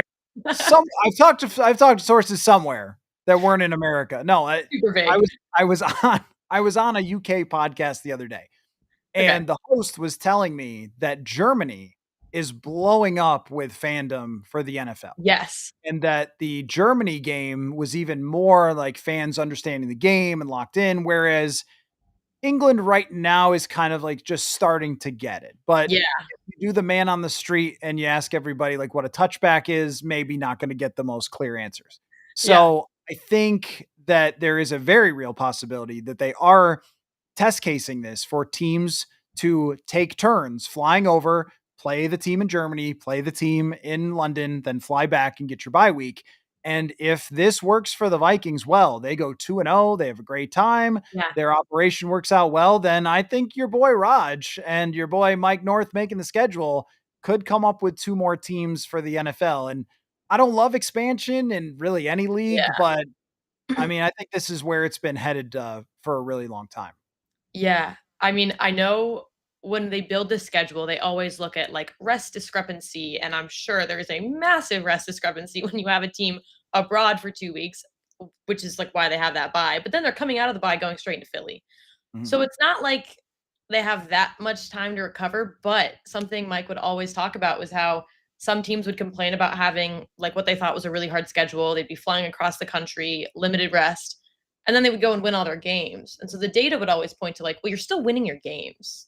Your guys might be tired, but like they're making it happen. So I think, I mean, the Vikings are honestly the guinea pig for this. Of like, if they can make it happen, they might be cooked for the rest of the season and like a little tired. But this is like a see, like throw it at the wall, see if it sticks. Like see what happens, see how it goes, and I don't know. I think this is opening the door for a lot more. I think so too. And, the Vikings, as you mentioned, have had success with this. And the 2 years that they've done it, they went 13-4 and 14-3. So they didn't come back and fall apart. In fact, in Right. 2022, they actually had to play a game the next week after they played in London and they beat the Bears. And then they went to Florida and beat the Dolphins and went into their bye week. So maybe it's at this point, we are so scientific about dealing with the Yeah. clock issue that it's just not what it was when it first started in 2007. Just the overall technology and information we have. So Yeah. I Yeah. think it can be done. Yeah. I know just from what I've seen, the way they operate, like it is everything is down to a T, the way that they're picking up and literally just moving the entire operation. It's incredible. It's like ships, it's on planes, it's on like every little thing. The equipment guys have this all down. Even seeing them set up for the Super Bowl, seeing like they have everyone's specific snacks they want. They have every guy's like 4 pairs of training shorts, spandex is 3 short. Like it's so they're just mimicking a home game every single time, Mhm. and they've done it across the country. So who's to say they can't make the same flight and just go to Europe? So we will Mm. see. I would love if someone brought to every road game my favorite snacks, but it doesn't always happen. What okay, wait. Question for you. What's your favorite 2 questions here. 1, you're in a game. Put Mhm. yourself you're there on the bench. What's your in-game snack? Is it like an orange slice or are we going for gummies? Like what's the vibe? Oh, I was thinking that you'd be saying in the press box That was the covering second question. games. That's the Yeah. second question. Okay. So Okay. we'll get there. When I did play sports, and even when I have played rec league sports since, I can't eat anything during a game. It just makes Yeah. me feel tired or it just makes me feel heavy. Like I just can't really, I can only drink water during a game. And one time before a rec league game, I went to Taco Bell and that was a very Oh. big mistake. Oh, that's But horrible. yeah, it was horrible. As far as the in-game type of stuff, the pre-game meals around the league really vary. Some are amazing, some are a struggle. But for home games, the Vikings have a decent amount of options. At halftime, they usually have some sort of cheese curd or like Okay. some sort of chicken, and they also have nonstop popcorn that's always Nice. going. You can always go get popcorn. I always tend to have a bag of popcorn there with. Yeah. That's a good one. That's a good one. Okay. I'm trying to Well, think when I you're was the one that's more of an athlete than me. So what did you eat stuff during games? yeah, so for I don't know if we mentioned this top, but I played soccer at Penn for 3 years and then got injured and had to step away. But when I was there, we would have a box of snacks and you would always like pocket like 1 or 2. And so I would always grab the gummy worms, like a Hmm. sour gummy worm. Really just like 1, it's a lot to chew on. I'm gonna be honest with you, I was a bench warmer. So I'm sitting there warming left bench and I'm munching on a gummy worm because what else am I gonna do other than cheer on the girls? That was definitely the go-to in-game snack. And then press box, when I was working for the Eagles, I have limited experience here. I've only been to really 2 press boxes, but they have a great soft pretzel. And they also had a Elite. really great honey mustard. So Yeah. that combo was Yep. elite. You would sit there pregame before you had much to do, and you eat a really warm hot pretzel and this like fantastic honey mustard. And I just remember that so distinctly. Anytime the Vikings go to Philly, of course, the Vikings fans are like, okay, that's a road game we can't go to because we Yeah. could be harmed. Oh no. And yeah, that's the NFC Championship parking lot was Mad Max basically out there. Oh, That was that was a crazy. great game. I was there. That was crazy. So there's that, and the Vikings usually lose in Philly. It's a really tough atmosphere.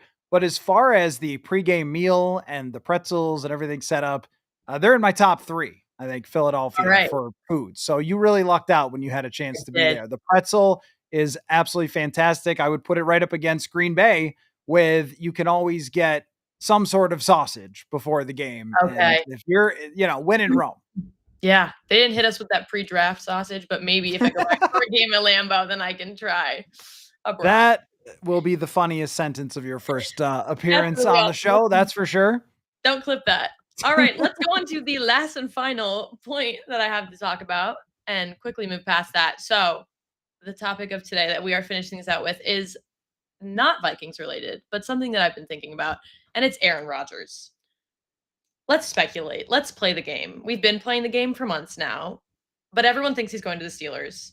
But he's been pretty quiet about it. And something came out from his biographer, like the guy writing his autobiography.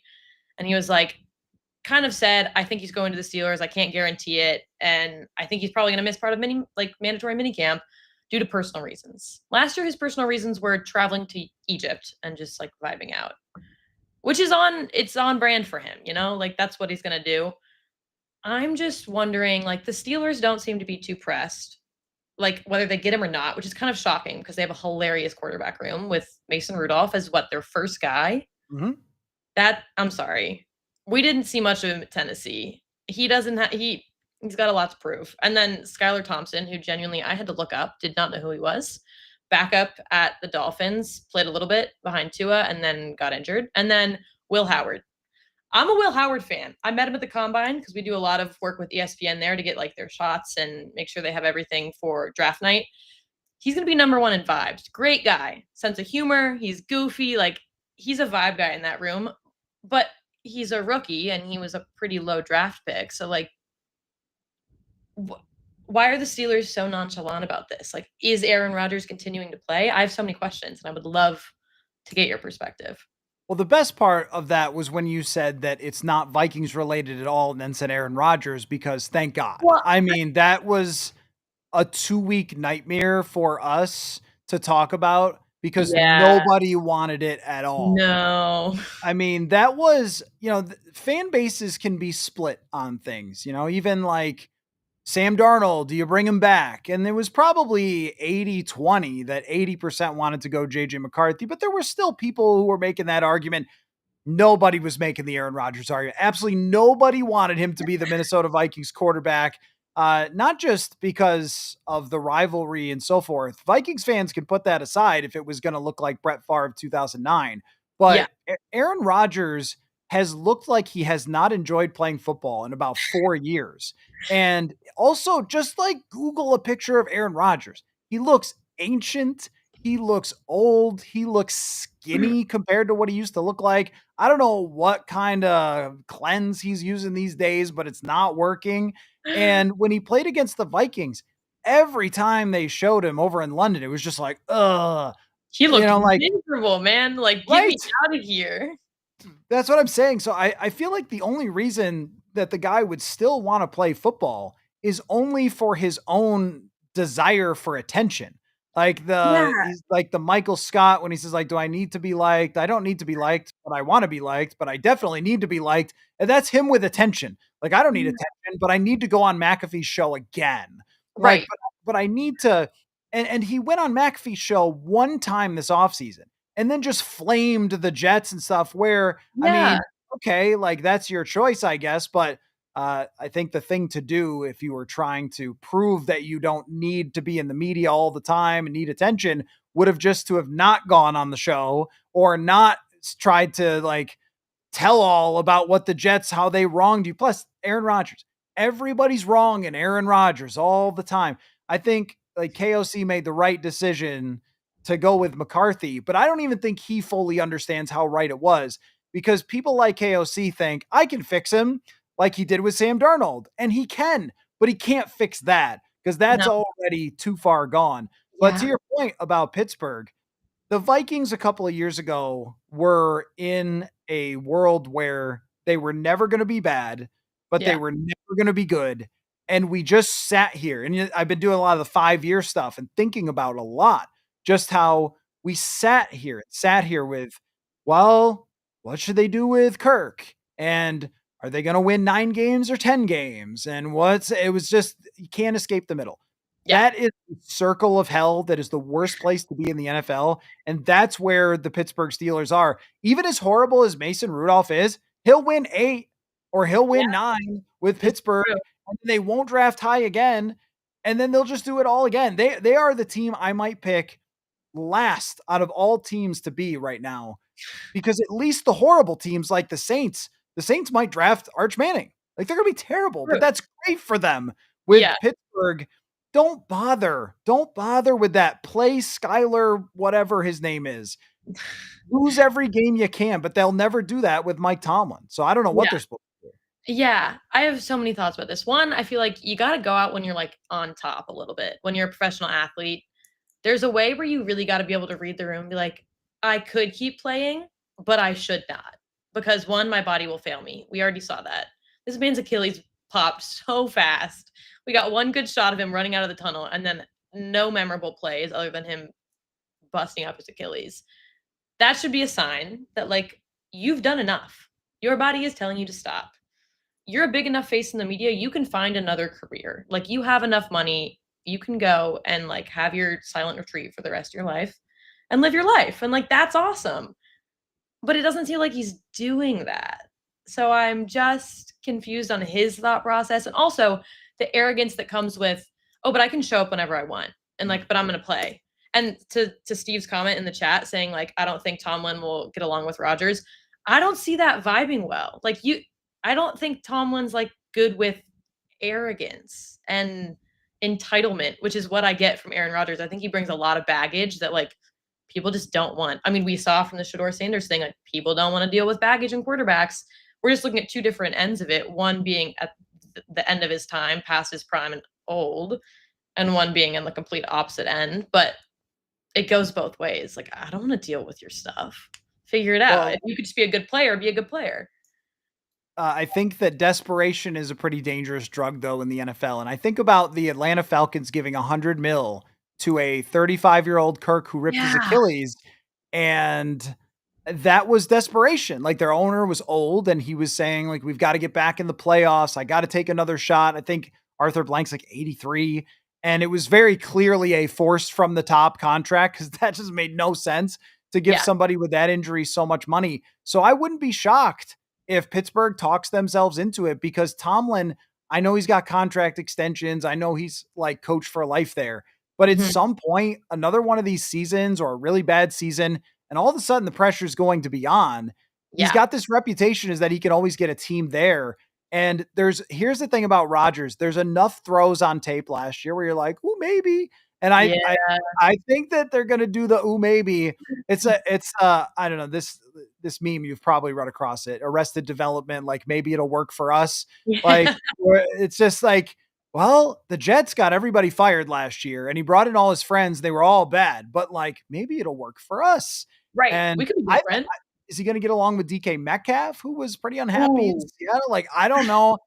In a way, it's almost like, they kind of, for doing this thing where they've just remained in the middle and mediocre, they might as well, like, you might as well try it because nothing Yeah. else. And if it blows up, I guess it blows up. But they are as stuck as anybody that I can think of in the entire league. Yeah. They're right in the middle of average, for sure. Terrible place to be. You're gonna sit there for a minute for sure. So And I'm intrigued. I don't want to give him the attention, but I'll give him the attention at least until he makes a decision. And my hot take, since you started off the show asking what people's hot takes were, hmm, my hot take is that he actually is just not gonna sign with the team and that he's oh, just kind of gonna fade. I think it might just kind of sneak up on him, all the deadlines of, like, having to figure out, or, like, maybe the Steelers put a time limit on this and they're like, "Hey, if you don't let us know by now, we're sorry, we're good. We gotta go with the guys we're going with and build the team chemistry in the locker room." He could just fall off. I don't know. Does that mean he comes back next year? Maybe, but this year, like, I don't know. It could I'll be off the try table. one. I'll try one. If he doesn't sign with the Steelers like 2 weeks from now, after mini camp, so he doesn't have to show up, Mhm. then someone will have their quarterback get hurt. And what Rodgers wants is to be wanted, right? Like Yeah. him and that's Don't Kirk we all? told. Come on. Well, that's true. Yeah, Kirk told us that his line that I've used 100 times on the show was, "It's not about the money, it's what the money represents." And what Yeah. he meant was, "I want to be wanted." Yeah. And I think Rodgers probably feels maybe a lot not quite courted by the Yeah. Steelers enough, not quite, "Please, Aaron, be our savior." But some team is going to have a quarterback tear an ACL in mini camp or in training camp, and they're going to need Aaron Rodgers. So I think we do not yet know the location of Aaron Rodgers. Yeah. Yeah. he could be shortlisted. That's a good point. That's a good point.